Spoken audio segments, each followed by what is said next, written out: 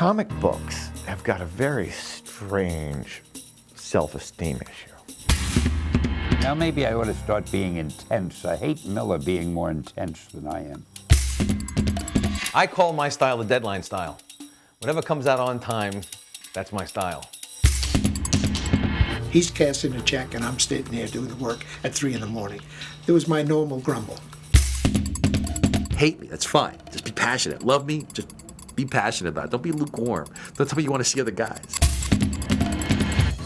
DareDevil has always kind of been the Grateful Dad of comics. So I was on board, from the get-go. But I wanted them to take it seriously, because I took it seriously. Worked out pretty good. 10-year overnight success, that's how it works, yeah.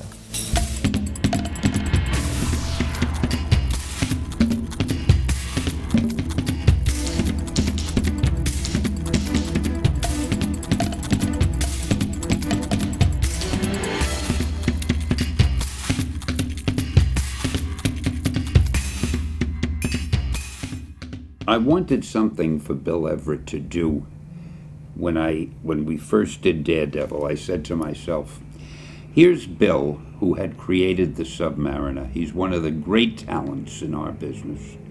And as far as I know, he isn't doing anything. I've got to dream something up for him. And a number of people had written articles in different papers and magazines about the fact that all of our heroes, all the ones that I had come up with, were flawed. So I thought, well, I got to find a guy with another flaw. That seems to be what turns people on. Strangely enough, I was afraid that there might be a negative reaction to a blind superhero, primarily among blind people.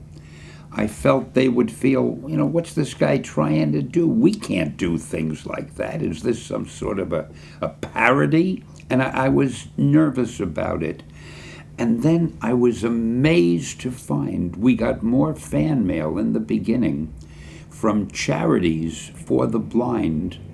They said that the people that we're involved with are so grateful that there is a blind superhero, and they love that idea. And oh man, what a relief that was for me. It felt good to get that kind of mail. It's a funny thing about Daredevil's costume. It started out being yellow.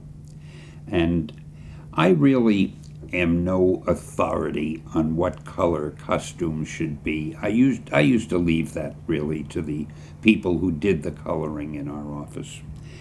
And a lot of people said, we don't like the yellow costume. So being a man who makes very profound decisions, I said, okay, how about red? Now that I hate to disillusion people, but that is the amount of intensive study and thought and research and focus group meetings that we had in determining a color of a costume. People have said to me, did you ever imagine that Daredevil would last for 40 years? In all honesty, I never thought about it with any of our characters, because it's hard to describe, but in the days that we were doing all these superheroes, when we started them, all that we were concerned about was that the books would sell. So we were so involved and occupied with making every issue as good or better than the last, that the thought of what will these be like in 40 years, it never occurred to me, and I doubt that any of the guys was thinking of it at that time. What I always tried to do with Marvel was make it seem like a club, like an inner group that we knew about and the outside world wasn't even aware of. If you read Marvel, you were on the inside, you were hip. And it was sort of an exclusive thing, limited just to Marvel readers. And I tried to talk to the readers as if they were friends, not readers, so that not only, hopefully, did they enjoy the stories, but they enjoyed being part of the Marvel mystique, you might say. And I'm probably making it sound much more profound than it really was, but that's the way I looked at it. I wanted people to be aware of Marvel, and I wanted people to know about the mysticism and the magic and the marvelness of Marvel. And they say if you build a better mousetrap, the world will be the path to your door, but the world will only do that if it knows the mousetrap exists. And I didn't want us to be doing these books in a vacuum, because, you know, comic books had no advertising budget, no promotion.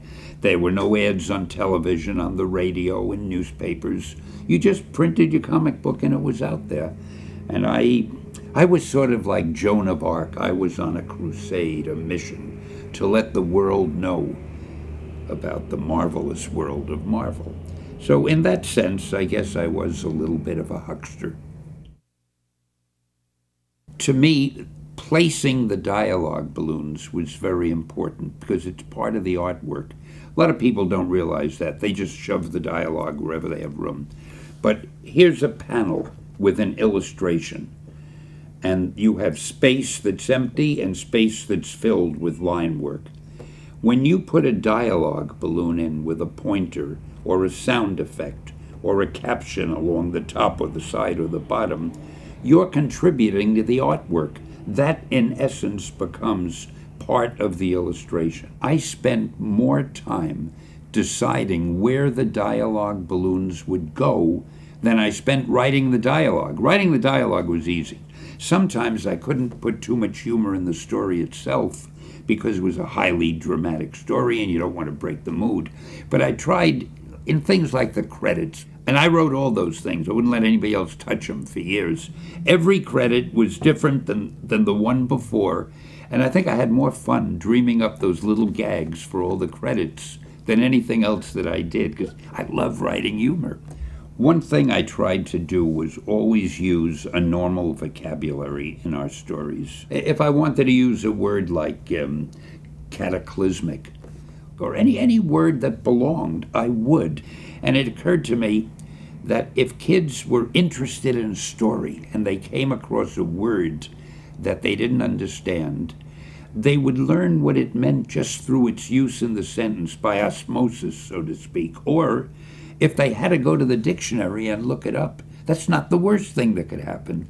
I was one of the luckiest guys in the world because I worked with the most talented artists you could ever find anywhere.